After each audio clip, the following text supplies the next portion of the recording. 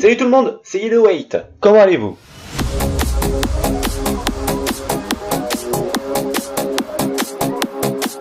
Attendez, stop, petite pause dans la vidéo pour vous prévenir que le son sera catastrophique, car le micro de base n'a pas fonctionné et c'est le micro de secours, celui de l'ordinateur qui a enregistré la vidéo, enfin le son. Donc il y aura tout ce qui est bruit de clavier, de souris et compagnie. Je m'en excuse d'avance. Je m'excuse aussi pour le petit retard qu'aura cette vidéo qui ne sortira pas dimanche à 20 h, car je tourne ce petit message à 20 h, malheureusement, car il y a eu de gros soucis par rapport au réseau, et il y a une grosse coupure d'électricité dimanche matin, donc je n'ai pas pu poster et finir ma vidéo. Donc normalement vous êtes censé la regarder vers entre lundi et mardi, donc ce sera quand même bon pour vous. Il y aura juste un petit décalage de 2 jours. Je pense que vous n'êtes pas en train de me houspiller par rapport à ça. Et si vous voulez me blâmer quand même, vous pourrez écrire poulet dans les commentaires. Allez hop, ça c'est parfait. Allez, bonne vidéo. Donc là, comme j'ai promis, on se retrouve sur une petite partie en survie qu'on voit en dessous. Bah, je propose qu'on descende.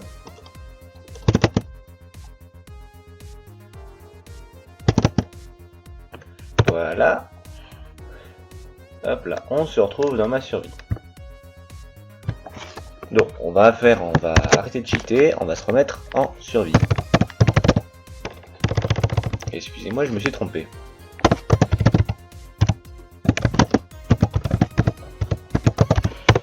Et voilà. Donc bienvenue dans mon petit monde survie. Comme vous pouvez le constater, c'est une survie en skyblock. Donc je n'ai pas vraiment de profondeur de sol. Et je n'ai pas non plus de... Comment dire? Je n'ai pas vraiment de grandes plaines pour moi tout seul. J'ai juste des petites îles par-ci par-là. Donc pour la recherche de certains matériaux, c'est extrêmement compliqué. Notamment le diamant. Pour te dire, je n'ai presque pas de diamant. Je n'ai que qu'une armure en diamant que j'ai réussi à voler sur un marchand d'armure. Mais encore, faudrait que je me fasse un forgeron d'armes. Ce serait une bonne idée ça.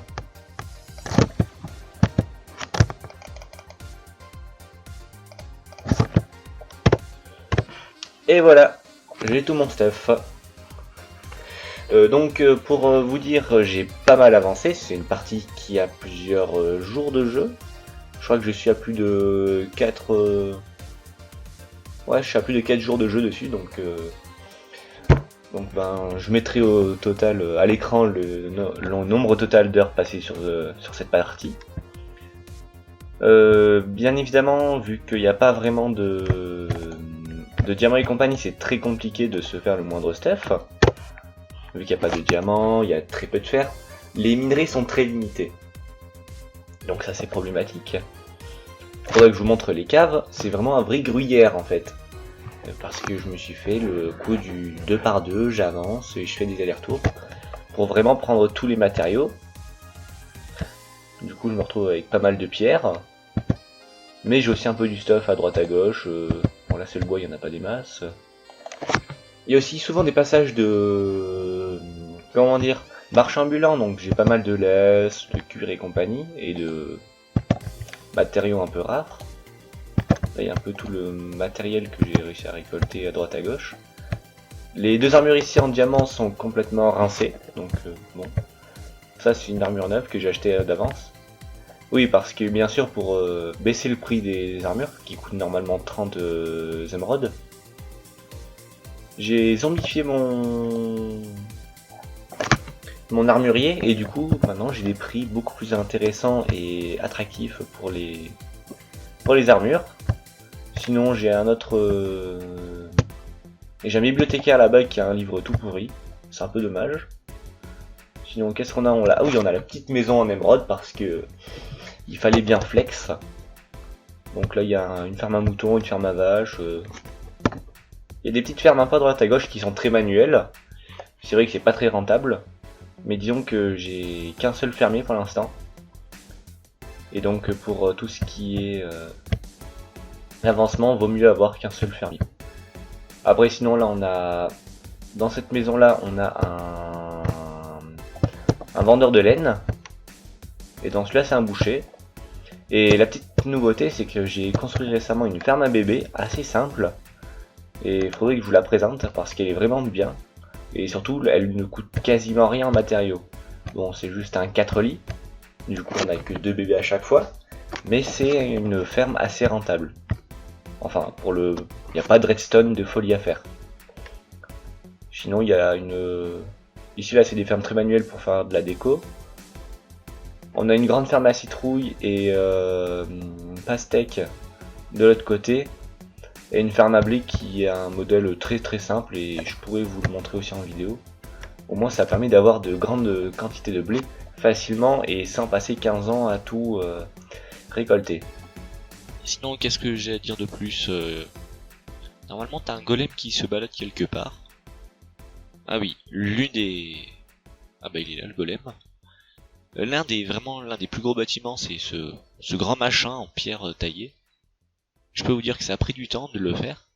C'est en réalité un spawner à mob. Donc là, du coup, on va accéder allant au-dessous du spawner pour voir pour voir comment ça fonctionne. La machine est pétée parce qu'un creeper a explosé. C'est ce qu'on appelle le seum. En fait, c'était pas bien éclairé. Donc bah là, c'est un peu n'importe quoi. Oula, attention, des squelettes. On va vite lui faire son compte. C'est un système un peu particulier avec des plateaux au-dessus. Et en utilisant ces plateaux, il y a un courant de redstone. Ça te permet de pouvoir d'activer des seaux d'eau à travers les plateaux. Et donc nous sortir nous pousser tous les mobs qui étaient sur les plateaux, dans le noir bien sûr, pour les jeter en dehors. Seul petit problème c'est que c'est plus une ferme à glow squid qu'à mob, parce qu'en fait avec tout le...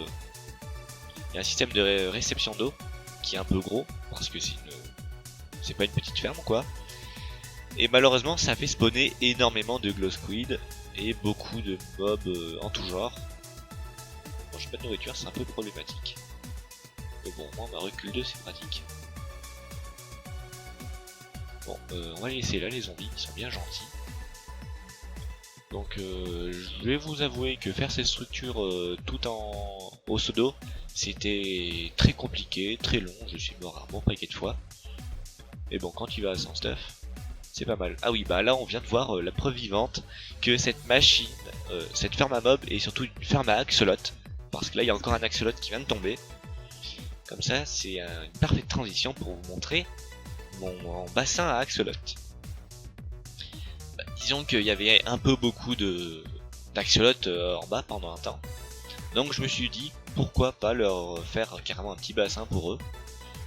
Oui, je sais, il faut que je mette des vitres à ma maison. Mais vu que le sable n'existe pas vraiment à l'état naturel, parce qu'il tombe, et j'ai pas de sable. Et du coup j'ai un petit bassin axolot avec le strict minimum. Normalement il y a... on a Banania, mais il y a plus Ping et Pong. Ouais, il y avait deux petits axolotes jaunes et je les avais appelés Ping et Pong. Comme le ping-pong, tu sais, les petites balles jaunes. Ouais, ma blague était complètement éclatée. Comme vous pouvez voir là-bas, au fond, il y a un portail du Nether. Comment j'ai fait pour le récupérer alors que je ne peux pas avoir de pioche en diamant? Tout simplement en ayant récupéré des sources de lave et avec un seau d'eau. Et ça m'a pris quelques temps. Et j'ai vraiment de la chance. Bon, je vais pas y aller parce que mon jeu bug un peu. Et là, ça va carrément le faire cracher. De l'autre côté de ce portail, je suis tombé devant une forteresse. Donc ça, c'est vraiment un coup de chance un peu énorme. Et sinon, j'ai aussi fait l'end. J'ai tabassé le dragon de l'end. Mais je n'irai pas vous amener parce que c'est hyper loin. Et entre passer de... comment dire, d'île en île, c'est un peu compliqué. Et il y a un petit... j'ai fait un tracé avec des blocs au sol, mais c'est vraiment dégueu. Et c'est vraiment pas top. Ah oui, parce qu'on est toujours en plus dans l'excès, j'ai beaucoup d'émeraudes qui traînent traînent un peu de partout, disant que mes fermes à blé sont très rentables. Je me suis aussi amusé à mettre un peu des petites décos un peu partout. Bien sûr, sachez qu'il faut des cadres avec de la lumineux, parce que j'ai du glow squid à l'infini, entre guillemets. Donc là on a des nether avec un truc de netherite. J'ai eu beaucoup de chance, j'ai trouvé de la magnétite, une encre de réapparition et de la netherite dans un bastion qui était à côté de ma forteresse. Donc vraiment c'est un gros coup de bol. Ouais, 2 morceaux de magnétite c'est vraiment bien. Mais il faudrait peut-être que je règle une boussole dessus. Là du coup c'est un peu les trucs avec l'aine des compagnies. La potion de faiblesse quand j'ai soigné mon villageois, l'œuf d'Ender Dragon, l'Ender Pearl, un bloc de verre parce que c'est le seul qui me reste, un alambic. Et là il y a une pomme en or et des machins que j'ai acheté à un marchand ambulant. Et vu qu'il y a beaucoup de marchands ambulants, du coup je peux acheter plein de trucs. Mais bon, un morceau de glace bleue, 5 émeraudes, ça fait cher. Ça fait même très cher. Mais bon, hein, on laisse tomber. Pareil pour ça m'a coûté une fortune auprès des marchands ambulants. J'ai aussi j'avais mon très cher ami le bibliothécaire fait aussi des cartes. Donc je me suis amusé à faire une petite carte de la région. Bon, faudrait peut-être que je la mette à jour parce qu'ici normalement il y a un pont. Bon. Ah non, peut-être qu'il était... Ah, j'ai dû le démonter. Donc bah là on a la petite carte toute magnifique. Donc on peut voir la taille des bâtiments en perspective. Donc la présentation un peu de la base de l'île est faite. Et donc l'une de mes activités favorites c'est de faire de récolter. Là je trouve ça joli quand c'est uniforme. Enfin pour vous ça va être comme ça. Hein. Parce que je sens que dès que j'aurai fini le record, j'ai peut-être tout récolté. Par contre, est-ce que elle marche bien de ferme? Ça marche très bien. Ah oui, j'ai vu qu'on a un 1.17, j'en profite beaucoup. J'ai fait le système du minecart sous l'eau, comme ça permet d'irriguer, de récolter, et en plus t'as le minecart qui récupère le tout, avec des hoppers. Vraiment le faire c'est une vraie problématique parce que j'en ai vraiment plus beaucoup. Il faudrait que je prenne une nouvelle île et que je la vide par en dessous. Ce serait une bonne idée. Bon, là il y a un côté pastèque et un côté citrouille, je sais pas qui c'est. On s'en fiche. Super, il y a un lui qui a pété. Bon, il faudrait peut-être qu'avec vous je vous fasse... que je vous montre comment faire une ferme à canne à sucre un peu efficace. Donc je propose qu'on s'y mette tout de suite.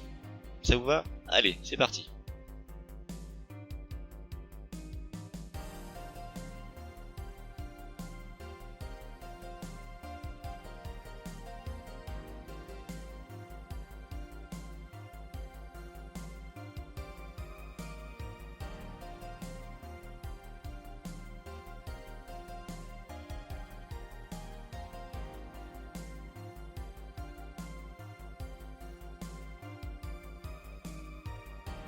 Et voilà, du coup j'ai posé les quelques rails, la terre et l'eau. C'était un peu long. J'en ai profité pour remplir mes seaux.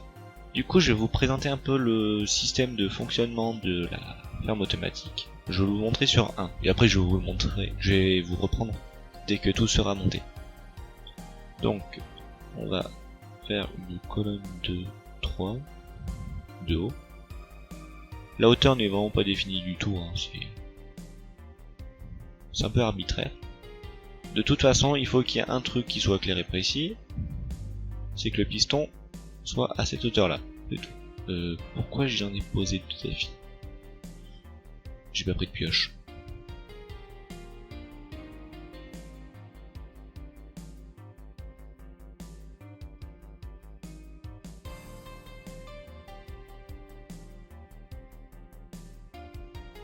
Donc maintenant quand la canne à sucre va pousser et va dépasser ce niveau là, il manque juste un truc, le goutte de redstone. De poudre ou goutte?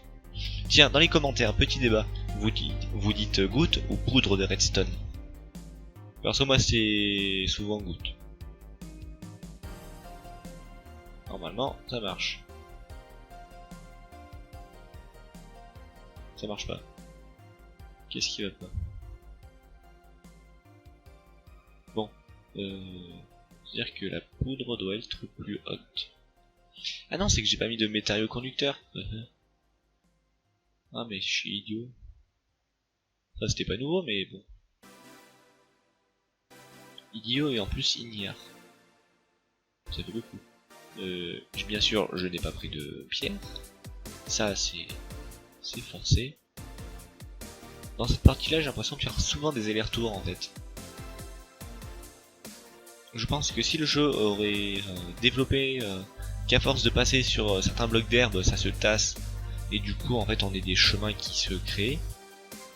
Je pense qu'il y aurait eu des catacombes créées. Parce qu'à force de passer, je passe mon temps à faire des allers-retours parce que j'oublie toujours un truc. C'est assez énervant, surtout quand tu fais du build. Quand t'arrives ça gêne pas, mais quand t'es en survie, c'est l'enfer. Donc, un bloc là, un bloc là.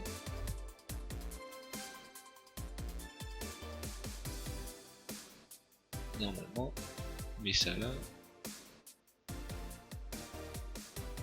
Et voilà, la machine est fonctionnelle. Bon, ça tombe mal, j'ai l'impression.